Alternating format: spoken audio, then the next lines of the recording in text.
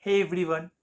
So, just a couple of days back, I actually made a video where I basically discussed a series where the main protagonist of the series was Apollo.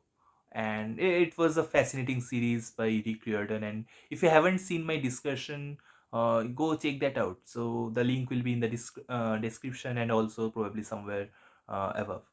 But anyway, today's discussion is not about Apollo. So it's not even a discussion. It's just a story that I want to share. And so it's not about Apollo, but someone who is close to Apollo, or who is related to Apollo, but not by blood, by the way. So if you may or may not know that Apollo was basically the god of medicine, god of poetry, music, healing, prophecy. But first and foremost, Apollo was the god of sun. Yeah, you heard me right. So Apollo used to had a chariot, basically, where by which he basically take the sun from the east to the west, and that's how the sun's progression were to be believed by the ancient Greeks. So Apollo was thought to be the sun god. But Apollo was not the first sun god. If you are familiar with Greek mythology, you know that Apollo was one of the first generation or new Olympian gods. So before Apollo, there were Titans, and there was a Titan god of sun. His name was Helios.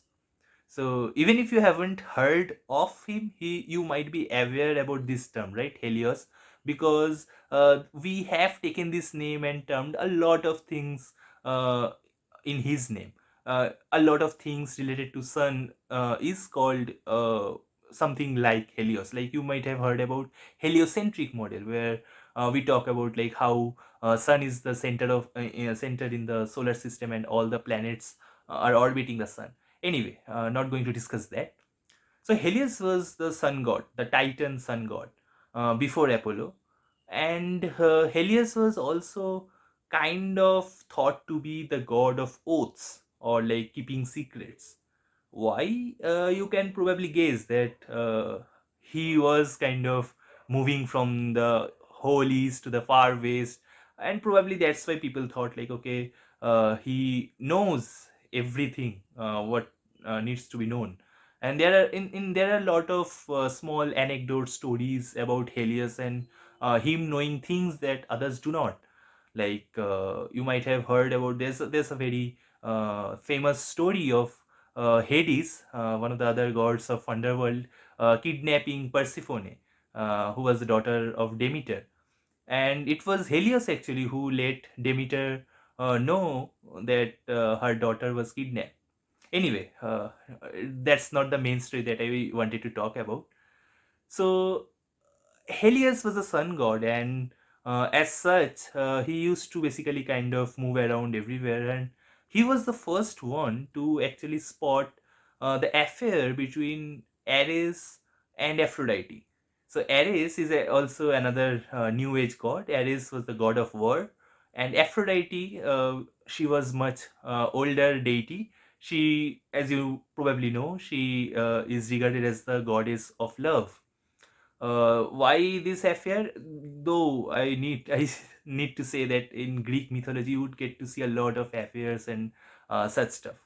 So by the way, so the actual story is the Hephaestus, who was like god of fire and like building things. So Hephaestus was basically married to Aphrodite, but Aphrodite didn't like him and used to have a lot of affair. The primary affair was with Ares. Anyway, so that was like a very common Greek mythology, but it was actually Helios who actually knew or spotted the affair between them, and let all the other gods know.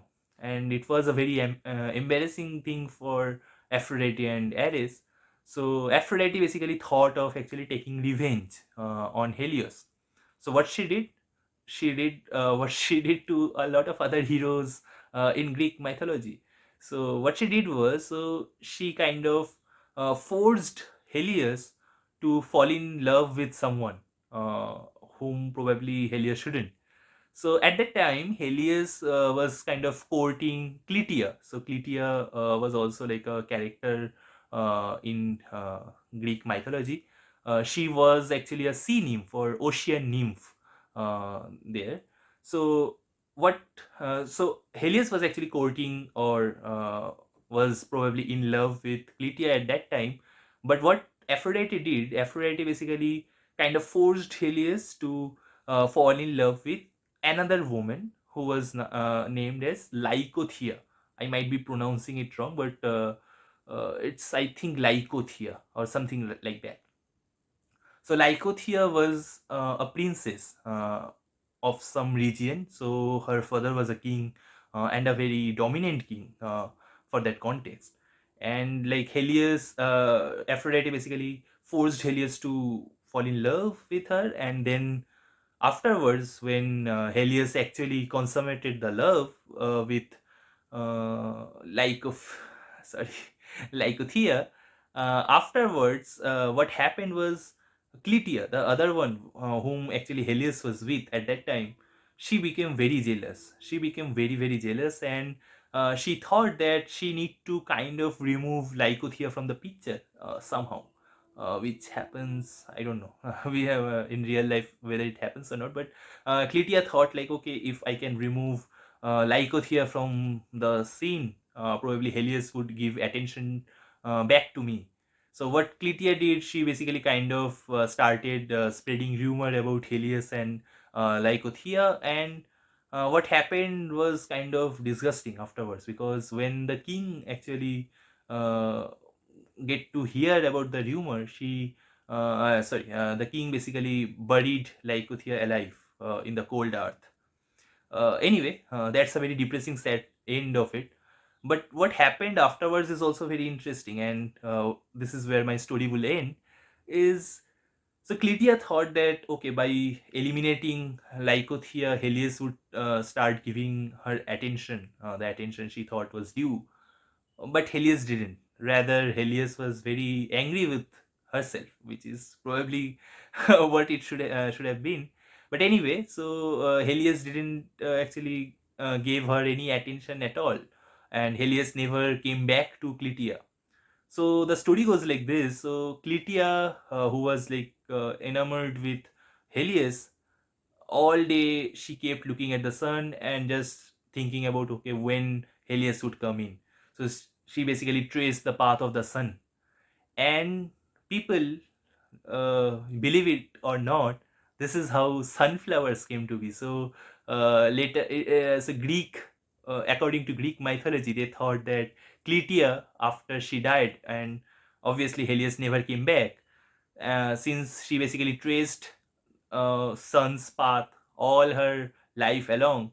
She did it even after death. So basically, sunflowers, which you know that kinds of traces a sun's path through the sky, they thought that Clytia is basically kind of relieved through sunflowers. So that's a very interesting story that I found, and you would actually find such anecdotes, such stories in Greek mythology, and that is one of the reason that I like Greek mythology so much, because I think it relates to our own life in certain ways. Anyway, so I thought that it would be a fun to basically kind of share this story, and just subscribe and like, share this kind of video. So I hope you like it, and please spread it around to get this kind of a content. Thank you, and keep learning. Until next time. Bye bye.